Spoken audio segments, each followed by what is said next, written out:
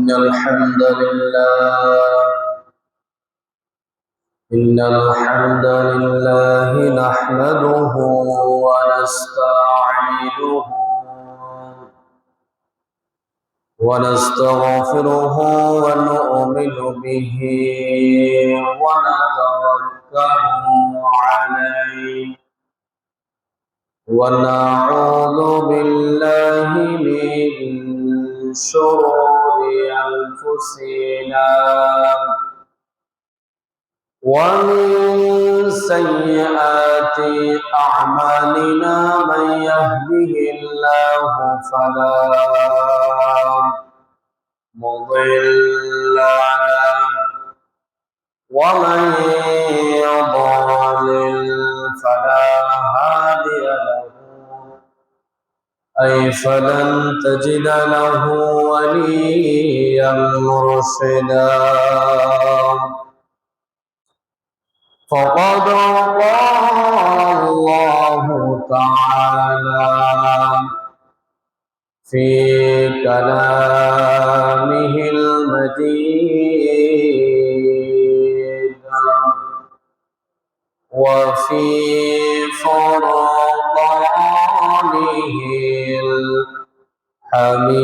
الحميد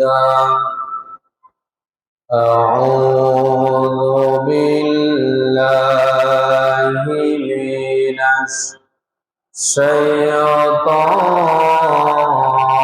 الشيطان الرجيم بسم الله الرحمن الرحيم إن الله وملائكته يصلون على النبي يا أيها الذين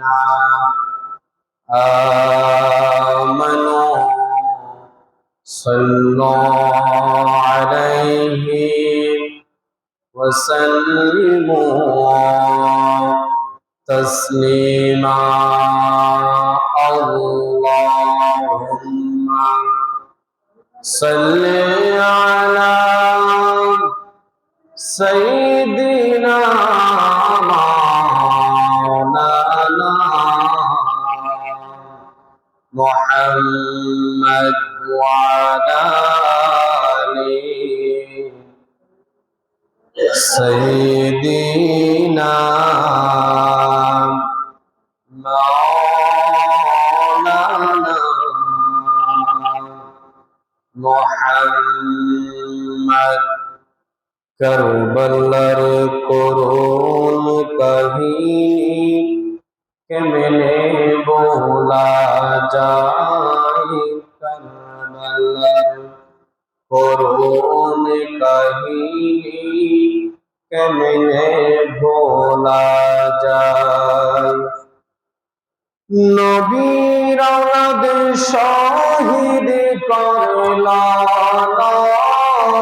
নবীর औलाद শহীদ করলাম নিষ্ঠুরে জিদরা করবলার করুণ কাহিনী কেমনে ভোলা যায় করবলার করুণ কাহিনী কেমনে ভোলা যায় দয়ালি নবী যেই ঘোলাতে চুমুকেতে দিনে রাতে চুমুকেতে দিনে রাতে দয়ালি নবী যেই ঘোলাতে চুমুকেতে দিনে রাতে চুমুকেতেন দিনে রাতে, সেই গলাতে বিষের সরি, সেই গলাতে বিষের সরি, শিমুরে সালাই করবলার করুণে কাহিনী কেমনে ভোলা যায়, করবলার করুণে কাহিনী কেমনে ভোলা যায়। মা ফাতেমার কান্নার সুরে বিশ্বভুবনে হায় হায় করে, বিশ্বভুবনে হায় হায় করে। মা ফাতেমার কান্নার সুরে বিশ্বভুবনে হায় হায় করে, বিশ্বভুবনে হায় হায় করে। কাঁদেন নবী অকাতরে, কাঁদেন নবী অকাতরে, বসে রওয়া যায় করবলার করুণ কাহিনী এমনে ভোলা যায়, করবলার করুণ কাহিনী কেমনে ভোলা যায়। আল্লাহুম্মা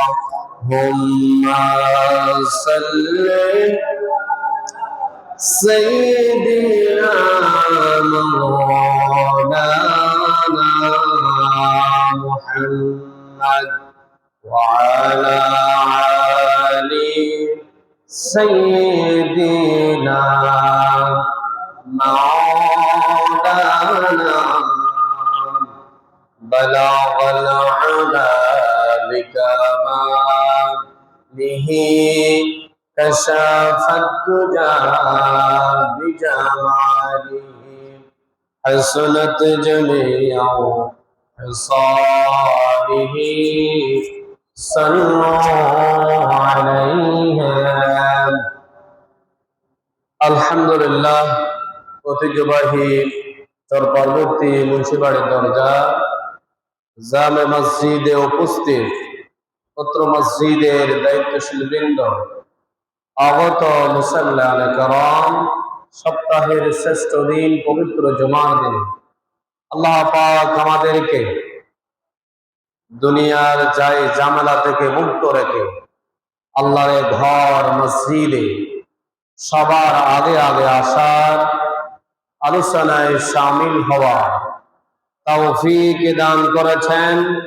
সেই জন্য সেই মুনিবের দরবার একবার অবনত চিত্তে হৃদয়ের আবেগ অনুভূতিকে উজাড় করে দিই, সিংহের মতো গর্জন করে একবার পড়ি আলহামদুলিল্লাহ। লক্ষ কোটি দরুদ সালাম পেশ করছি ওই মানবতার মুক্তির দিশারি সাইয়্যিদুল মুরসালিন খাতামান নবিয়্যিন জনাব মুহাম্মদুর রাসূলুল্লাহ সাল্লাল্লাহু আলাইহি ওয়াসাল্লামের উপর যাকে আজ থেকে ১৫০০ বছর আগে নবী কিংবা রাসূল হিসাবে প্রেরণ করেছেন, যার পরে কোন প্রকার নবী কিংবা রাসূল আসে নাই, এখনো নাই, কিয়ামত পর্যন্ত আসবে না। সম্মানিত উপস্থিতি, মুসাল্লিয়ানে কেরাম, আজকে আমাদের জুমার আলোচনার আলোচ্য বিষয় হচ্ছে কারবালার ইতিহাস। কিসের ইতিহাস? কারবালার ইতিহাস। এই জন্য বলতে হচ্ছে মুহররম মাসের মধ্যে যেমন সুখের সংবাদ তেমন আবার খুশির সংবাদ। আমরা গত জুমায় খুশির সংবাদ আলোচনা করে ফেলেছি। মুসা আলাইহিস সালাতু ওয়াস সালাম ফেরাউনের কবল থেকে মুক্তি পেয়েছেন, এটা খুশির সংবাদ। কিসের সংবাদ? আর ইমাম হুসাইন ইয়াজিদ বাহিনীর কাছে নির্মমভাবে অত্যাচারিত হয়েছে, তাদেরকে নির্মমভাবে হত্যা করা হয়েছে। এটা কোনোদিন খুশির সংবাদ হতে পারে না, এটা হচ্ছে সুখের সংবাদ। আল্লাহু আকবার।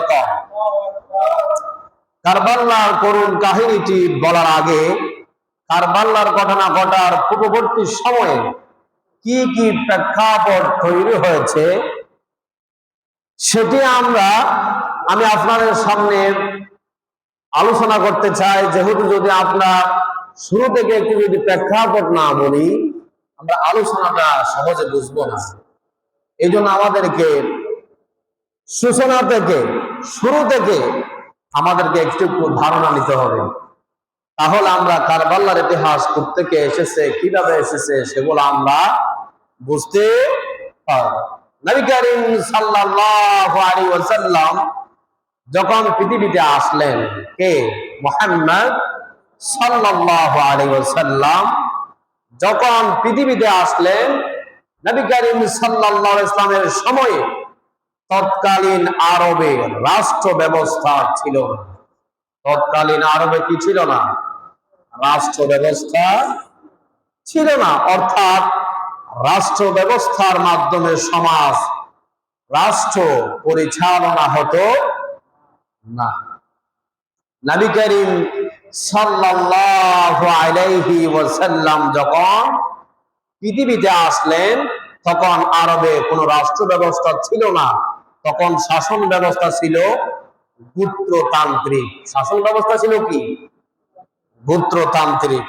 এই গোত্রতান্ত্রিক সেই শাসন ব্যবস্থার দুটা দিক আছে। কয়টা?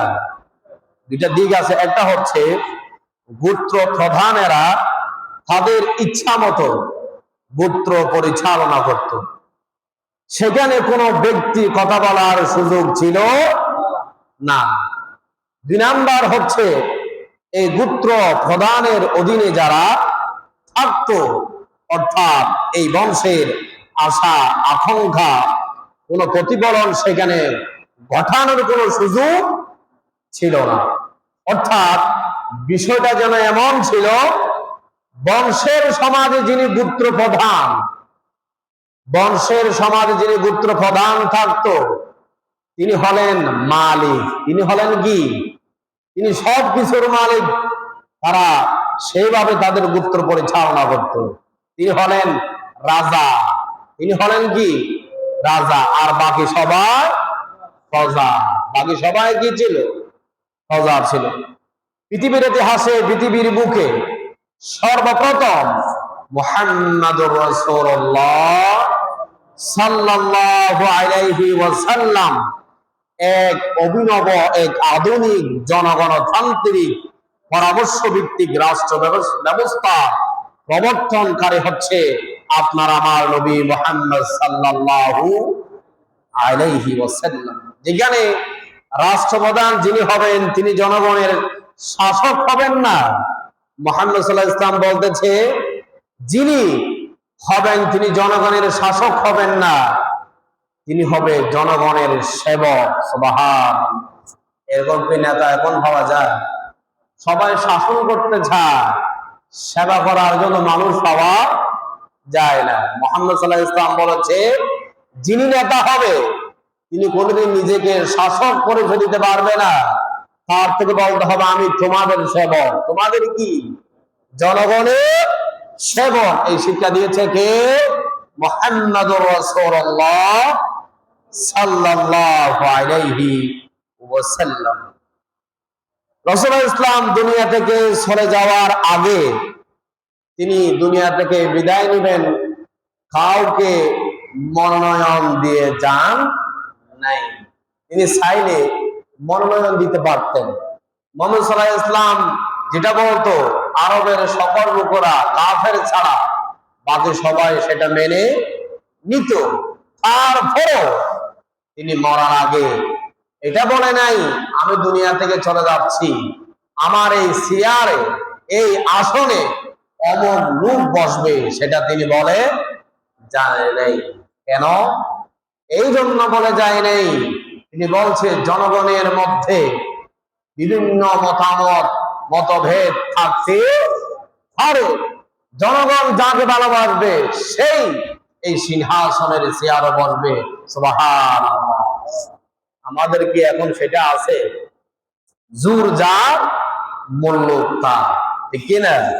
এখন দেখি আমরা যে জোর প্রভাব বেশি খাটাতে পারে তার চেয়ারটা সে আগে দখল করতে পারে, ঠিক কিনা? আর মুহাম্মদুর রাসূলুল্লাহ সাল্লাল্লাহু আলাইহি ওয়াসাল্লাম বলছে, আমি কাউকে মনোনয়ন দিয়ে যাব না, জনগণ যাকে নির্বাচিত করবে সেই ক্ষমতার চেয়ারে বসবে। সুবহানাল্লাহ। কিন্তু রাষ্ট্র ব্যবস্থার যে স্বরূপ উদ্ভাবন করলেন তার প্র্যাকটিক্যাল নমুনা হচ্ছে মুহাম্মদুর রাসূলুল্লাহ সাল্লাল্লাহু আলাইহি ওয়াসাল্লাম। নবীজি, সাহাবীরা খলিফা কে হবেন, এবার তারা একটা পরামর্শ বোর্ড গঠন করলেন। কি করলেন? মুহাম্মদ সাল্লাল্লাহু আলাইহি ওয়াসাল্লাম তো দুনিয়া থেকে উফাত গ্রহণ করেছে, এরপরে ক্ষমতার চেয়ারে আসীন হবে কে? এখন সাহাবীরা সবাই একটা পরামর্শ বোর্ড গঠন করেছে, আমরা কাকে দিতে পারি, কাকে এই চেয়ারে বসাতে পারি। সকিনা নামক, সকিফা নামক স্থানে সাহাবীরা বৈঠকে বসলো। কি করলো? বৈঠকে বসলো।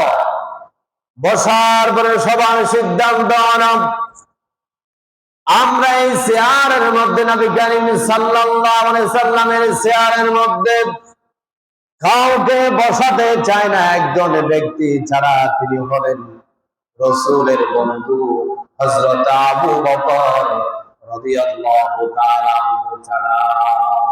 সুবহানাল্লাহ। কেন বললাম? মুহাম্মদুর রাসূলুল্লাহ সাল্লাল্লাহু আলাইহি ওয়াসাল্লামের হিজরতের সাথী হলেন হযরতে আবু বকর। হযরতে আবু বকর ছাড়া নবী করিম সাল্লাল্লাহু আলাইহি ওয়াসাল্লাম হিজরত করেন নাই। বলছো আবু বকর হিজরত করার আগে বলেছে তোমার থেকে আমার সাথে হিজরত করতে হবে। তখন আবু বকর এক বাক্যে বলেছিলেন, ইয়া রাসূলুল্লাহ, আপনি যখন একথা বলেছেন আমি আবু বকর সেখানে দ্বিমত পোষণ করব না। এক বাক্যে বলে দিয়েছে, আমি আপনার সাথে হিজরতের সাথী হয়ে যেতে রাজি আছি। সুবহানাল্লাহ। এই জন্য সব সাহাবীরা একসাথে হয়ে এবার খলিফা হিসাবে নির্বাচিত করলেন কাকে? হযরতে আবু বকরকে। এবার হযরতে আবু বকর রাদিয়াল্লাহু তাআলা আন তিনি কয় বছর ওই চেয়ারের বসা ছিলেন? জানার দরকার আছে না? আছে। হযরত আবু বকর ওই ক্ষমতার চেয়ারে ছিলেন 11 থেকে 13 হিজরি পর্যন্ত। কত পর্যন্ত? 11 থেকে 13 হিজরি পর্যন্ত। তাহলে কয় বছর? 11 থেকে 13 বছর হলো কয় বছর? 2 বছর তিনি ওই ক্ষমতার চেয়ারের দায়িত্বপ্রাপ্ত ছিলেন হযরতে আবু বকর রাদিয়াল্লাহু তাআলা। এরপরে আবু বকর দুনিয়ার জমিন থেকে তিনিও বিদায় হয়ে গেলেন। 2 বছর তিনি ওই ক্ষমতার চেয়ারে বসার পরে তিনি ইন্তেকাল করেছে। কি করেছে? ইন্তেকাল করেছে। এখন হযরতে আবু বকর রাদিয়াল্লাহু তাআলা আনহু যখন দুনিয়ার জমিন থেকে আবারও বিদায় হয়ে গেল, ওই চেয়ারের মধ্যে কাকে বসানো যায়? সাহাবীরা আবারও পরামর্শ বোর্ড গঠন করলেন। সুবহানাল্লাহ। তাহলে এখানে কি এক ব্যক্তির কোন কথায় কি খলিফা নির্বাচিত হয়েছে? তাহলে দেখা যাচ্ছে এখানে গণতান্ত্রিক আছে না নাই? আছে। সবার জনগণের ভিত্তিতে জনগণ যাকে চাইবে তিনি ক্ষমতার চেয়ারে বসবে, ঠিক কিনা? এরপরে সবাই আবার পরামর্শ বোর্ডের মধ্যে পরামর্শ করে হযরতে উমর রাদিয়াল্লাহু তাআলা আনহুকে নির্বাচিত করেছে। কাকে? হযরতে উমর রাদিয়াল্লাহু তাআলা আনহুকে নির্বাচিত করলেন। ওই চেয়ারের মধ্যে হযরত আবু হযরত ওমর রাদিয়াল্লাহু তাআলা আনহু 13 হিজরি থেকে 23 হিজরি পর্যন্ত তিনি ক্ষমতার চেয়ারে আসীন ছিলেন। সুবহানাল্লাহ। হযরত ওমর কয় বছর ছিলেন? 10 বছর। কয় বছর? 10 বছর। হযরত ওমরের নামটা আপনারা শুনেছেন, গরম নাকি নরম? গরম নাকি নরম নবী ছিলেন? গরম নবী ছিলেন। হযরত ওমর এমন সাহসী ব্যক্তি ছিলেন, যখন রাসূল সাল্লাল্লাহু আলাইহি ওয়াসাল্লাম মক্কা থেকে মদিনায় হিজরত করতে চেয়েছে, অনেকেই রাতের অন্ধকারে হিজরত করেছে, কিন্তু হযরত ওমর এমন সাহসী ব্যক্তি ছিলেন, তিনি রাতের আঁধারে হিজরত করেন নাই, তিনি বুক খোলায়া দিনে তিনি হিজরত করেছেন। আল্লাহু আকবার। বলেছে, কার ফাটা আছে, কোন কাফেরের ফাটা আছে আমার সামনে এসে মোকাবেলা করবে, আমাকে মারতে আসবে, আসো, আমি দিনে হিজরত করবো। সুবহানাল্লাহ। তার নাম কি? হযরতে ওমর রাদিয়াল্লাহু তাআলা। একটা ঘটনা মনে পড়ে গেল। হযরত ওমরের কাছে একজন খ্রিস্টান পাদ্রী এসে 7টা প্রশ্ন করেছিলেন। কয়টা? খ্রিস্টান পাদ্রী তো ছিলেন, খ্রিস্টানদের যিনি দলনেতা, এদেরকে বলা হয় পাদ্রী। কি বলা হয়? পাদ্রী বলা হয়। হযরত ওমরের কাছে একজন খ্রিস্টান পাদ্রী আসলো। আসার পরে হযরত ওমরকে বলতেছে, ও ওমর, আমি শুনেছি তুমি অর্ধ জাহানের খলিফা, তোমার অনেক ক্ষমতা আছে, অনেক জ্ঞান আছে। আমি আপনার কাছে খ্রিস্টান হয়ে 4টা প্রশ্ন করব, আপনি যদি আমার 4টা প্রশ্ন উত্তর দিতে পারেন, তাহলে আমি মনে করব আপনি আসলে একজন মুসলমানদের ক্ষমতাশীল খলিফা। সুবহানাল্লাহ। বলছে কে? খ্রিস্টান পাদ্রী। এখন হযরত ওমর বলছে, হে খ্রিস্টান পাদ্রী, তুমি যে আমাকে 7টা প্রশ্ন করবা, ওই প্রশ্নের উত্তর যদি আমি ওমর দিতে পারি, তাহলে তুমি কি করবা বল? তখন খ্রিস্টান পাদ্রী বলেছে, যদি ওমর, আপনি যদি আমার 7টা প্রশ্নের উত্তর দিতে পারেন, আমি কালেমা পড়ে মুসলমান হয়ে যাব। আল্লাহু আকবার। এবার হযরত ওমর বলেছে, ও খ্রিস্টান পাদ্রী, তোমার প্রশ্নগুলো বলো। খ্রিস্টান পাদ্রী 1 নাম্বার প্রশ্ন করেছে হযরত ওমরকে। কাকে? হযরত ওমরকে। বলেছে, ও খ্রিস্টান পাদ্রী, তোমার 1 নাম্বার প্রশ্ন বলো। খ্রিস্টান পাদ্রী বলেছে, আমার 1 নাম্বার প্রশ্ন হলো, একই মায়ের 2 সন্তান, একই মায়ের 2 সন্তান একই দিনে জন্মগ্রহণ করেছে, একই দিনে মৃত্যুবরণ করেছে, কিন্তু তাদের বয়সের মধ্যে 100 বছরের ব্যবধান আছে। 100 বছরের ব্যবধান আছে। এটা 1 নম্বর প্রশ্ন। একটু মনোযোগ সহকারে শুনতে হবে, না হয় আপনারা লাস্টে উত্তর বললে বুঝবেন না। এই জন্য বলছি, 2 সন্তান একই মায়ের, একই বছরে, একই দিনে, একই সময়ে জন্মগ্রহণ করেছে, কিন্তু তাদের বয়সের মধ্যে ডিফারেন্স হচ্ছে কত? 100 বছর। তুমি এটা আমাকে ভেঙে দেবা। এরপরে 2 নাম্বার প্রশ্ন হলো, হযরত ওমর, এমন একটা কয়েদখানা, এমন একটা কি কয়েদখানা, ওই মানুষটা সেখানে কোনো বাহির থেকে নিঃশ্বাস নিতে পারে না, কিন্তু জীবিত। কিন্তু কি? জীবিত। ওই ব্যক্তিটা কে? আপনার থেকে আমাকে বলতে হবে। 3 নাম্বার প্রশ্ন হলো, এমন একটা কবর, যে কবরের মানুষটা জীবিত, কবরটাও জীবিত, ওই মানুষটা নিয়ে ওই কবরটা এদিকে দিয়ে ঘোরাফেরা করে, ভ্রমণ করে। ওই কবরটাকে, কবরের ভিতরে যে মানুষটা আছে, ওই মানুষটাকে আপনার থেকে বলতে হবে। 4 নাম্বার প্রশ্ন হলো, ও হযরত ওমর, 4 নাম্বার প্রশ্ন হলো, এমন একটা জায়গা, একবার আল্লাহ রাব্বুল আলামিন সূর্যের তাপ ফেলেছিল, আর কিয়ামত পর্যন্ত ওই জায়গার মধ্যে সূর্যের তাপ পড়বে, সূর্যের আলো পড়বে না। এই আমার 4টা প্রশ্ন যদি আপনি আমাকে উত্তর দিতে পারেন হযরত ওমর, আমি আপনার হাতে হাত রেখে কালিমা পড়ে মুসলমান হয়ে যাব। সুবহানাল্লাহ। বলছে কি খ্রিস্টান পাদ্রী। এখন হযরত ওমর প্রশ্নগুলো শোনার পরে হাসতেছে, মুস্কি মুস্কি হাসতেছে, বলছে খ্রিস্টান পাদ্রী, তুমি আমাকে এটা কি একটা প্রশ্ন হলো? কি প্রশ্ন করলে? এই প্রশ্ন তো আমার থেকে দিতে হবে না, আমার ভাতিজা আব্দুল্লাহ ইবনে আব্বাস যথেষ্ট। সুবহানাল্লাহ। এই প্রশ্ন উত্তর করতে আমি ওমরের প্রয়োজন হবে না। এই প্রশ্নের উত্তর দিবে আমার ভাতিজা হযরত আব্দুল্লাহ ইবনে আব্বাস রাদিয়াল্লাহু তাআলা আন। ওই ছোট্ট পিচ্চিটা তোমার প্রশ্ন উত্তর দিয়ে দিবে। আল্লাহু আকবার। তখন খ্রিস্টান পাদ্রী বলেছে, এই প্রশ্ন তো আমি তো অনেকবার চেষ্টা করার পরও মিলাইতে পারতেছি না, আর উমর কি বলে তার ছোট্ট ভাতিজা আব্দুল্লাহ ইবনে আব্বাস দেবে। সুবহানাল্লাহ। হযরত ওমর বলতেছে, খ্রিস্টান পাদ্রী, তুমি কি মনে করেছো রাসূলের হাতে হাত রেখে আমরা বায়াত গ্রহণ করেছি? সুবহানাল্লাহ। আর আমাদের যে ধর্মীয় কিতাব কোরআন কারীমের মধ্যে এমন কোন প্রশ্ন নাই যে প্রশ্নের উত্তর কোরআন দিতে পারে না। সুবহানাল্লাহ। সমস্ত বিজ্ঞানীদের জ্ঞান যেখানে শেষ হয়ে যায় সেখান থেকে শুরু হয় কোরআনের জ্ঞান। সুবহানাল্লাহ।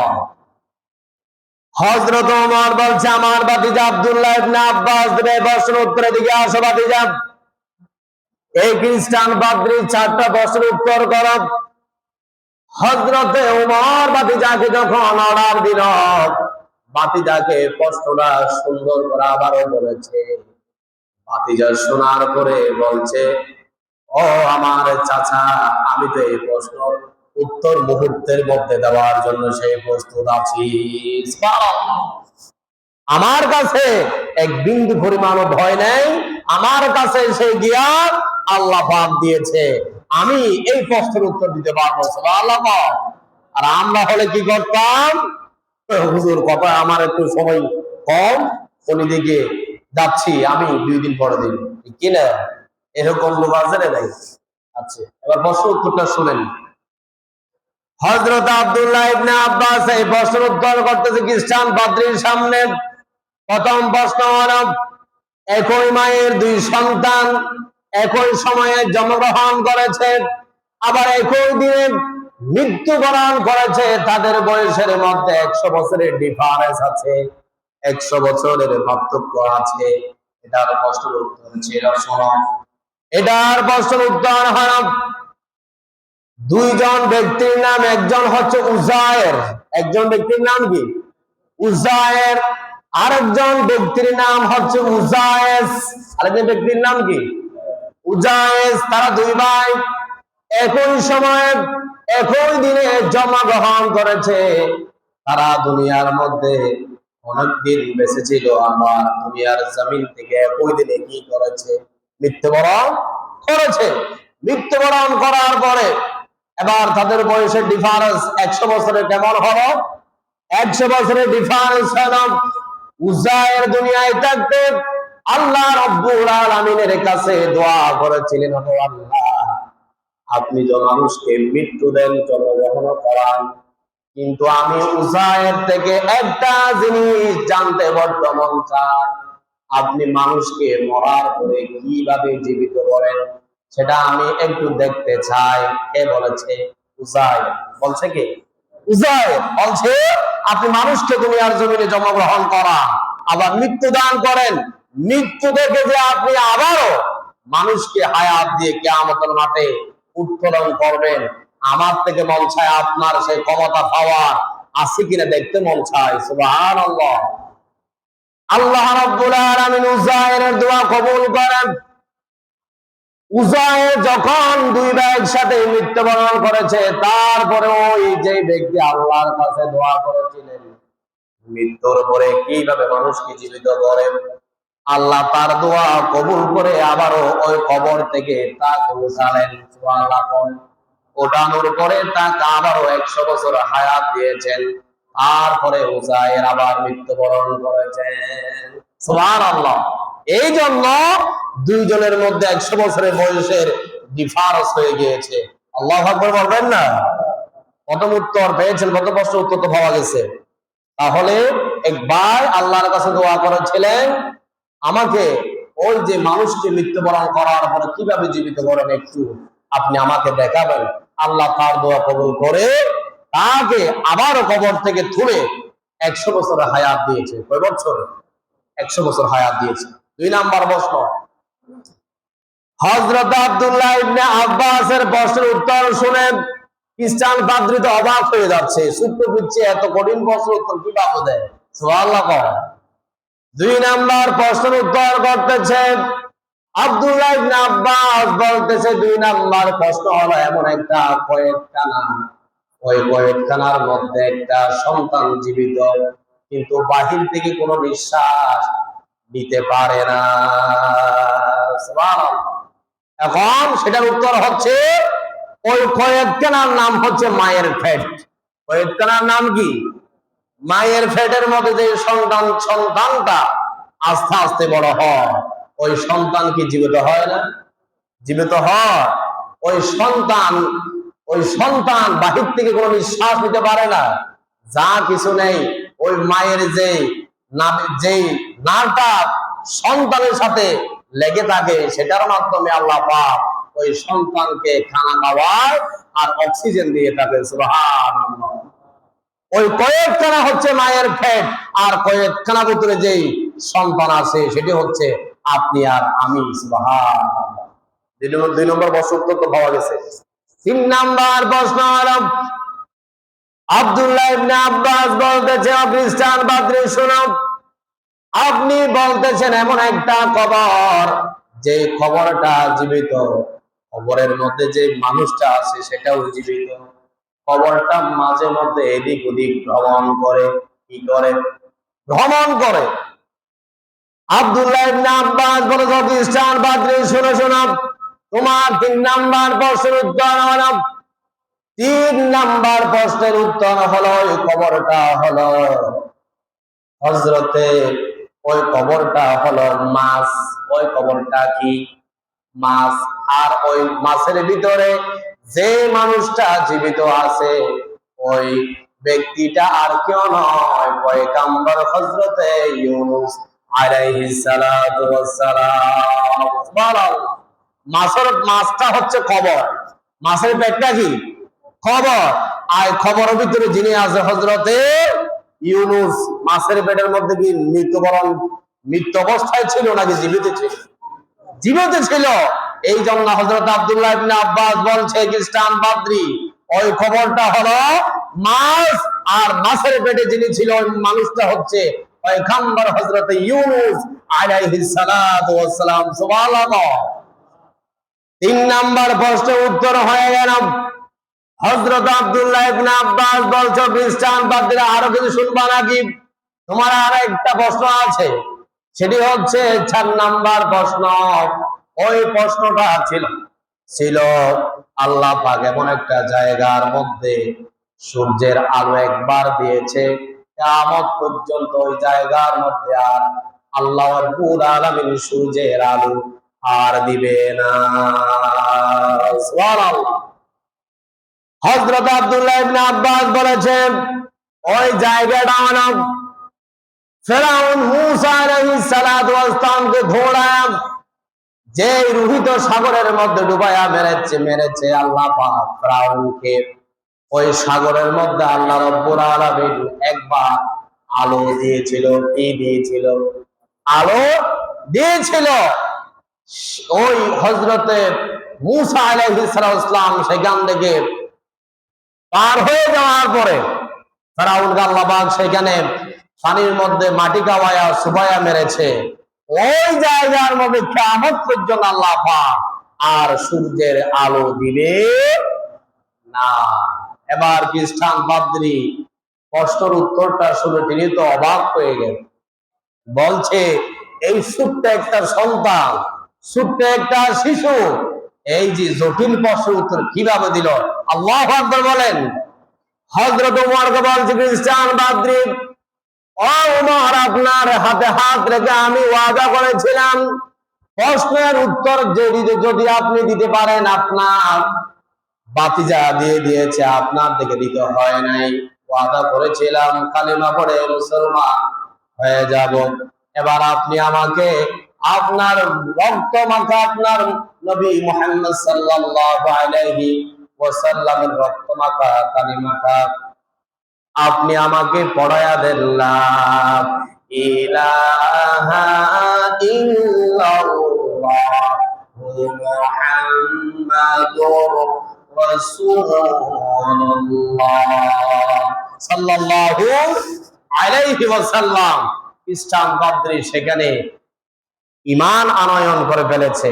দেখেন, কোরআনের মধ্যে এমন কোনো প্রশ্ন নাই কোরআন দিতে পারে না, সেটা আমাদেরকে শিক্ষা নিতে হবে।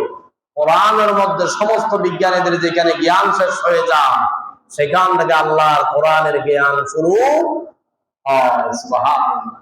সেই হযরত ওমর ক্ষমতায় আসীন ছিলেন, সাহাবীরা, আমাদের কথা ছিল ওখানে, সাহাবীরা তাকে মনোনয়ন দিয়েছে, সবাই একসাথে হয়ে এখন খলিফা হিসেবে কাকে নির্বাচিত করা যায়?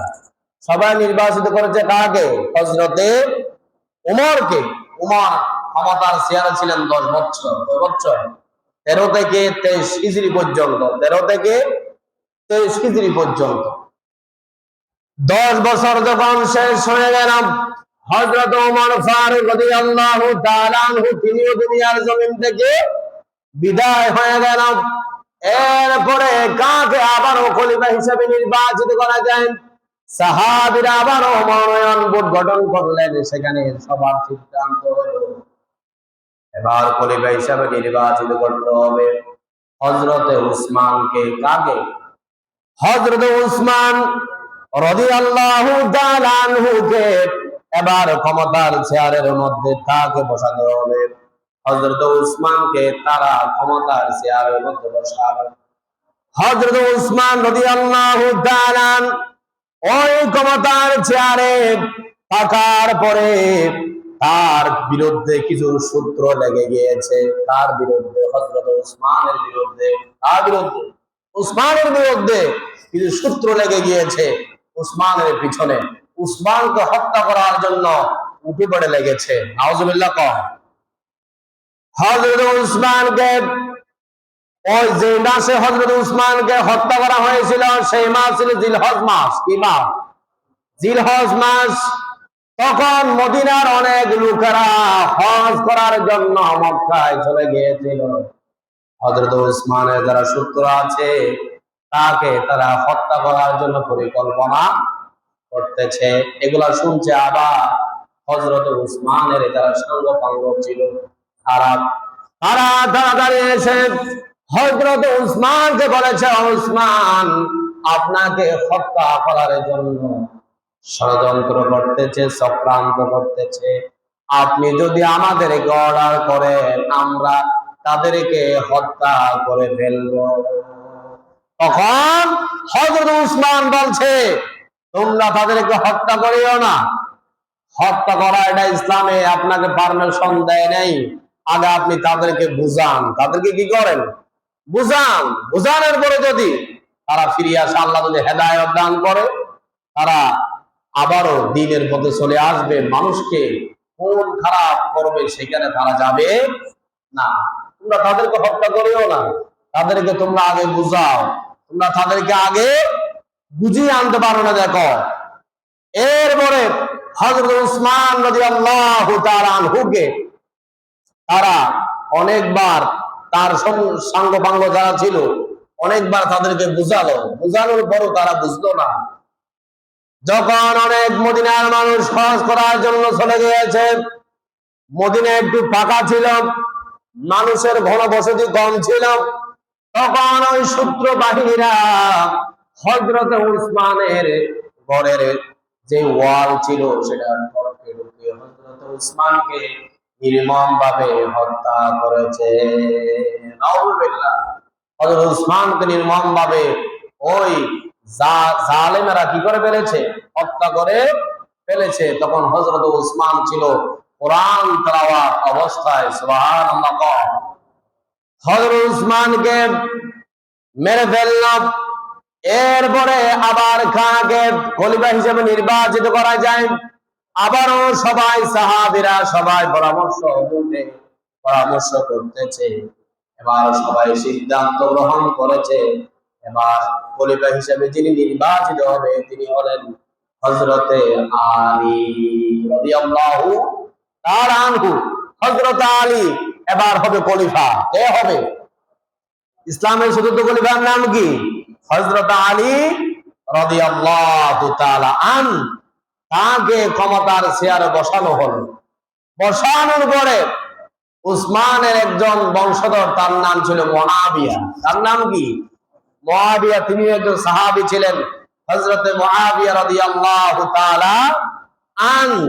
হযরতে আলী যখন ক্ষমতার চেয়ারে বসেছে, আলীর হাতে হাত রেখে মুআবিয়া বায়াত গ্রহণ করতেছে না। এখন সবাই মনে করতেছে মনে হয় মুআবিয়ার ক্ষমতার লোভ ঢুকেছে। কি ঢুকেছে? ক্ষমতার লোভ ঢুকেছে। ক্ষমতার চেয়ারে মুআবিয়া বসতে না পেরে মনে হয় এই জন্য আলীর হাতে হাত রেখে কি করতেছে না, তারা বায়াত গ্রহণ করতেছে না। তখন মুআবিয়া, এক সাহাবী মুআবিয়া থেকে কথা জিজ্ঞেস করেছে। মুআবিয়া রাদিয়াল্লাহু তাআলা আনহু বললেন, ও হে ভাই, আমি এই জন্য আলীর কাছে হাতে হাত রেখে বায়াত গ্রহণ করতেছি না, ক্ষমতার লোভে নয়। ক্ষমতার লোভে নয়। আমার বংশের হযরত উসমানকে যারা হত্যা করেছে তাদের বিচার আলী যতক্ষণ পর্যন্ত করবে না, আমি মুআবিয়া আলীর হাতে হাত রেখে বায়াত গ্রহণ করব না। আল্লাহু আকবার। আমার ভিতরে কোনো ক্ষমতার লোভ নাই, আমি এই জন্য বায়াত গ্রহণ করতেছি না। আমার বংশের উসমানের হত্যার বিচার যদি আলী যদি না করে, আমি আলীর হাতে হাত রেখে বায়াত গ্রহণ করব না। আল্লাহু আকবার। এখন হযরত আলী তিনি বললেন, মুআবিয়া, আমি অবশ্যই উসমান হত্যার বিচার করব। আমি এখন ক্ষমতার চেয়ারে বসলাম, আমি এখন উত্তর দক্ষিণ ভালো করে চিনতেছি না, সব লোককে আমি এখনো চিনতেছি না। বিভিন্ন সরকারি কর্মকর্তা বিভিন্ন জায়গা বসে আছে, আমি যদি হুট করে যদি বিচার শুরু করে দেই, তারা আমার বিরুদ্ধে আবার ষড়যন্ত্র শুরু করে দিবে। সুবহানাল্লাহ, ঠিক কিনা? একটা সরকার যেমন আমাদের দেশেও তো দেখা যায় যে আওয়ামী লীগ সরকার চলে গিয়েছে, যিনি অন্তর্বর্তী সরকার এসেছে, তিনি ওতে আসার পরে সাথে সাথে কি আওয়ামী লীগের যত নেতা বিভিন্ন পদের মধ্যে আসীন ছিল তাদেরকে কি বরখাস্ত করতে পেরেছে? পারে নাই। আস্তে আস্তে আস্তে আস্তে দেখতেছে, খোঁজখবর পাচ্ছে ওই লোক ওই দলের কি করেছে, দাবেদারি করেছে। আস্তে আস্তে যখন চিনতে পারতেছে, তাদেরকে বহিষ্কার করতেছে। ঠিক কিনা? ঠিক তেমনি ভাবে হযরত আলী বলেছে, মুআবিয়া, আমি এখন ক্ষমতার চেয়ারে বসেছি, আপনি যদি এখন হুট করে বিচার চান, আমি তো বিচার করতে পারবো না, আমাকে সময় দিতে হবে। সময় দিতে হবে। এখন তাদের মধ্যে এক পর্যায়ে একটা ছোট্টখাট্ট ঝগড়া হয়ে গিয়েছে আলী এবং মুআবিয়ার মধ্যে। কার মধ্যে? আলী এবং মুআবিয়া রাদিয়াল্লাহু তাআলা আনহুর মাঝখানে একটা যুদ্ধ সংঘটিত হয়ে গিয়েছে। সেই যুদ্ধের নাম হচ্ছে সিফরিনের যুদ্ধ। যুদ্ধের নাম কি? ইসলামের ইতিহাস যারা পড়েন অবশ্যই তারা জানবে, সিফরিন নামক একটা যুদ্ধ হয়েছে। ঠিক না? এটি হচ্ছে আলী এবং মুআবিয়ার মধ্যে কি হয়েছিল, যুদ্ধটা সংঘটিত হয়েছিল। ওই যুদ্ধটা হওয়ার পরে তাদের দুইজনের মধ্যে আবার সন্ধি হলো। কি হলো? সন্ধি মানে মিলে যাওয়া। সন্ধি মানে কি? সিংহ যুগ আসন, সিংহাসন। ঠিক কিনা? এগুলো হচ্ছে সন্ধি বিচ্ছেদ। যারা লেখাপড়া করেছে তারা অবশ্যই জানে, সন্ধি মানে মিলে যাওয়া। কি যাওয়া? মিলে যাওয়া। হযরত আলী এবং মুআবিয়া দুইজনের মধ্যে আবার কি হয়ে গেল? মিলামিল হয়ে গেল। এরপরে হযরত আলী কিছুদিন ক্ষমতায় থাকার পরে তিনি দুনিয়ার জমিন থেকে কি হয়ে গেল? বিদায় হয়ে গেল। আলী যাওয়ার আগেই তিনি এবার কি করেছেন? ওই ক্ষমতার চেয়ারে কে বসবে তার সন্তান হাসানকে তিনি মনোনয়ন দিয়ে গিয়েছেন। আল্লাহু আকবার। দিয়ে গিয়েছে কে? হযরতে আলী। এখন আলী মারা যাওয়ার পর ওই ক্ষমতার চেয়ারে বসেছে কে? হযরত হাসান। হযরত কি হাসান আর হুসাইন কার সন্তান? হযরত আলীর সন্তান। হাসানকে মনোনয়ন দিয়ে গিয়েছে। হাসান যখন ওই ক্ষমতার চেয়ারে বসেছে, তখন মুআবিয়া আবারও যুদ্ধ বিগ্রহ শুরু করে দিয়েছে। আমরা হাসানের হাতে হাত রেখে বায়াত গ্রহণ করব না। কেন? হাসান এসে আমি মুআবিয়া আরো সিনিয়র। আল্লাহু আকবার। এই জন্য আমি তার হাতে হাত রেখে বায়াত গ্রহণ করব না। এখন ক্ষমতায় বসবো আমি মুআবিয়া। সুবহানাল্লাহ। এখন হাসান রাদিয়াল্লাহু তাআলা আনহু সেটা শোনার পরে তিনি তার ক্ষমতা থেকে, তার চেয়ার থেকে তিনি সরে গেলেন। নবী করিম সাল্লাল্লাহু আলাইহি সাল্লাম তিনি বলে গিয়েছেন, একদিন খুতবা দিচ্ছিলেন মসজিদের মধ্যে। সেদিন দেখা যাচ্ছে দুই নাতি হযরতে মুহাম্মদুর রাসূলুল্লাহ সাল্লাল্লাহু আলাইহি ওয়াসাল্লামের একেবারে কোলে এবং গর্দানের উপরে উঠে তারা লাফালাফি করতেছে। দুই নাতি। তখন মুহাম্মদুর রাসূলুল্লাহ সাল্লাল্লাহু আলাইহি ওয়াসাল্লাম সকল মুসল্লিদেরকে উদ্দেশ্য করে বলেছে, এই উপস্থিত মুসল্লিবৃন্দ, আমার এই দুই নাতি, মুসলমানদের মধ্যে দ্বন্দ্ব হবে, ওই দ্বন্দ্বের মীমাংসা হবে আমার এই দুই নাতি। সুবহানাল্লাহ। তাহলে হাসান চাইলেও মুআবিয়ার সাথে আবার যুদ্ধ করতে পারত, কিন্তু করে নাই। মুআবিয়া যখন বলেছে আমি হাসানের হাতে হাত রেখে বায়াত গ্রহণ করব না, সাথে সাথে তিনি ক্ষমতা থেকে পদত্যাগ করে মুআবিয়াকে দিয়ে দিল। সুবহানাল্লাহ। মুআবিয়া ক্ষমতায় আসার পরে মুআবিয়া লাগাতার 20 বছর ক্ষমতায় ছিলেন। কয় বছর? 20 বছর তিনি শাসন করেছেন। এবার মুআবিয়া যখন দুনিয়ার জমিন থেকে বিদায় হয়ে যাবে, এখন মুআবিয়া যাওয়ার আগে তিনি তার সন্তানকে মনোনয়ন দিয়ে গিয়েছেন। মুআবিয়ার এক সন্তানের নাম হচ্ছে ইয়াজিদ। এক সন্তানের নাম কি? ইয়াজিদ। ওই সন্তানকে মুআবিয়া বলেছে, আমি যখন মৃত্যুবরণ করব আমার এই চেয়ারে বসবে আমার সন্তান ইয়াজিদ। সংক্ষেপে বলতেছি, অনেক লম্বা ঘটনা, সময় শেষ। কারবালার ঘটনা বলতে গিয়ে লাস্ট শেষ করতেছি। হযরত মুআবিয়া তার সন্তান ইয়াজিদকে যখন মনোনয়ন দিয়েছে, এবার তার হাতে হাত রেখে অনেক মানুষই বায়াত গ্রহণ করতেছে না। বিশেষ করে কুফাবাসী, বিশেষ করে ইরাকের কুফা নামক স্থানে যে লোকগুলা ছিল, তারাও ইয়াজিদের হাতে হাত রেখে কি করে নাই? বায়াত গ্রহণ করে নাই। এখন ইয়াজিদ তিনি কি হয়ে গিয়েছে? আরো ক্ষিপ্ত হয়ে গিয়েছে। কেন বায়াত গ্রহণ করবে না? তিনি চাপ প্রয়োগ করতেছে যারা বায়াত গ্রহণ করতেছে না তাদের বিরুদ্ধে। এবার কুফা থেকে একটা চিঠি এসেছে, কার কাছে? হযরতে হুসাইনের কাছে।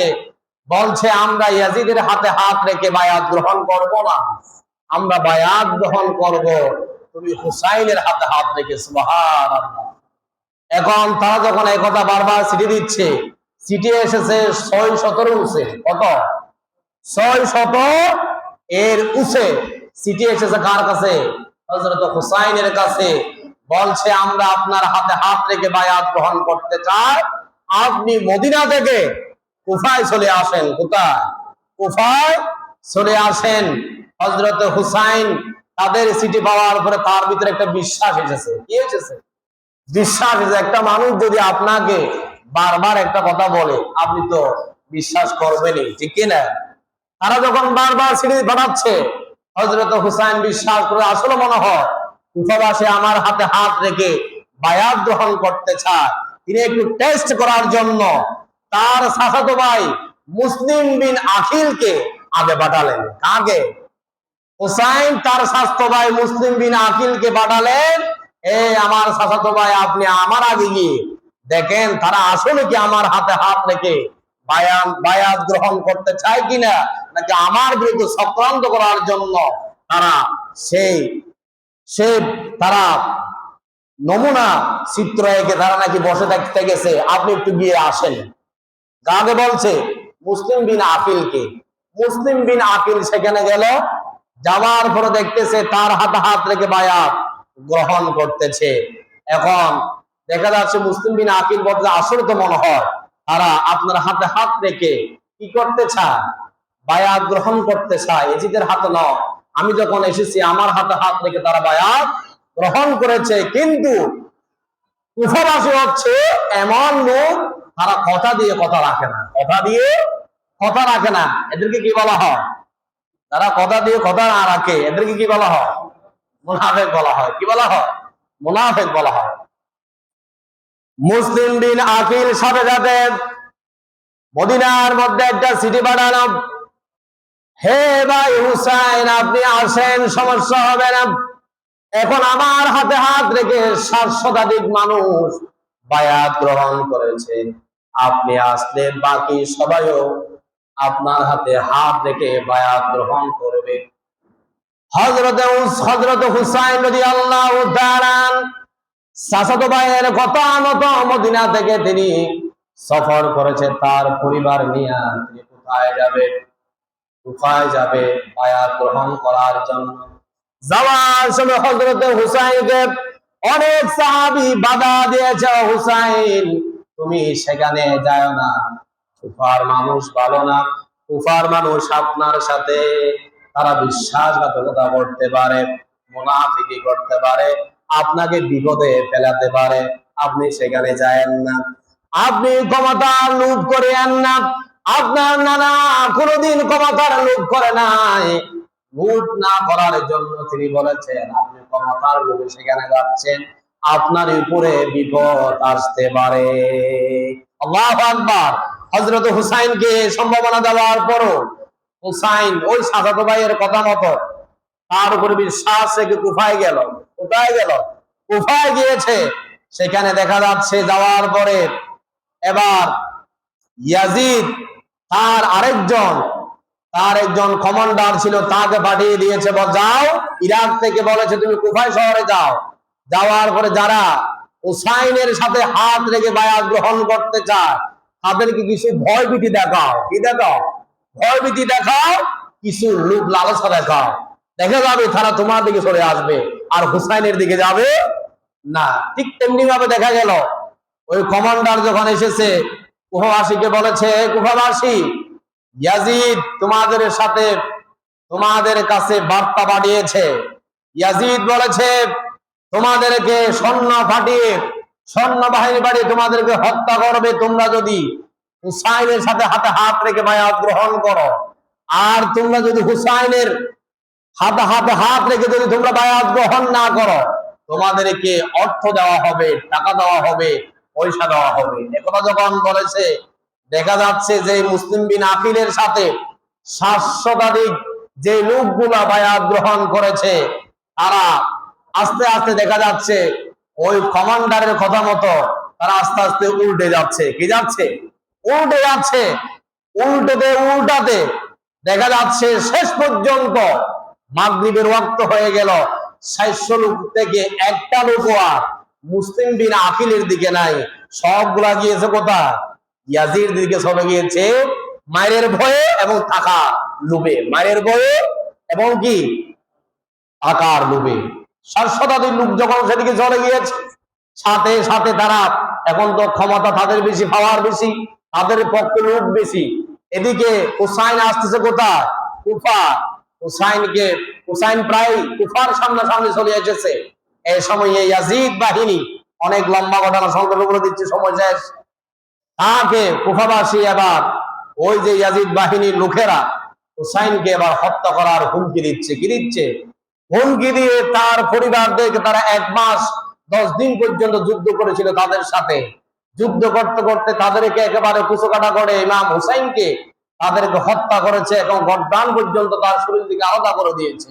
আলাদা করে দেওয়ার পরে তার যে সুপ্ত শিশু হুসাইন মৃত্যুবরণ করার আগে সুপ্ত শিশুতে আসগর ছিল, তিনি পিপাসার্ত হয়ে গিয়েছিল, সেই ফুরাত নদীতে পানির জন্য গিয়েছিল, তাকে সেখান থেকে পানি নেওয়ার জন্য দিল না নিষ্ঠুর ইয়াজিদ বাহিনীরা। নাউজুবিল্লাহ। এইভাবে তাদেরকে ধুকে ধুকে মেরেছে ইয়াজিদ বাহিনীরা। কিন্তু এই ঘটনার মধ্যে ইয়াজিদ কিন্তু সরাসরি জড়িত ছিলেন না।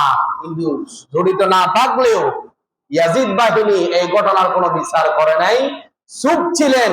এই জন্য এটাই প্রমাণ করে নীরবতা পালন করাটাই তিনিও জড়িত ছিলেন। কি ছিলেন? জড়িত ছিলেন, এই জন্য ইয়াজিদকে জড়িত করা হয়েছে। কিন্তু এই ঘটনায় একেবারে সরাসরি ইয়াজিদ কি ছিল না, জড়িত ছিল না। কারবালার প্রান্তরে হযরত হুসাইন এবং তার পরিবারকে সবাইকে একেবারে নির্মম ভাবে হত্যা করেছে। এটা হচ্ছে কারবালার কাহিনী। বলতে গেলে আরো আধা ঘন্টা বলা যাবে, অনেক কথা বলতে পারেন, এই ছোটখাটো কথা। আল্লাহ পাক এই কারবালার কাহিনী থেকে আমাদেরকে শিক্ষা গ্রহণ করতে হবে, ইমানদার কোনদিন বেঈমানের কাছে মাথা নত করে না। এটা এক নম্বর শিক্ষা। এখান থেকে শিক্ষা নিতে হবে, যাদের ভিতরে ঈমান থাকবে তারা বেঈমানের কাছে, কাফেরের কাছে কোনদিন মাথা নত করবে না। তারা শির সব সময় উঁচু করে হাঁটবে। আল্লাহু আকবার। আল্লাহ পাক আমাদেরকে এই কারবালার প্রান্ত থেকে আমাদেরকে এই শিক্ষাটা গ্রহণ করার তৌফিক দান করুক, যাতে করে আমরা দুনিয়ার জমিন থেকে ঈমান নিয়ে কবরে যেতে পারি, সেই আশা ব্যক্ত করে আবার সংক্ষিপ্ত আলোচনা এখানে শেষ করছি। আমার তৌফিক ইল্লা বিল্লাহ। আসসালামু আলাইকুম ওয়া রাহমাতুল্লাহ।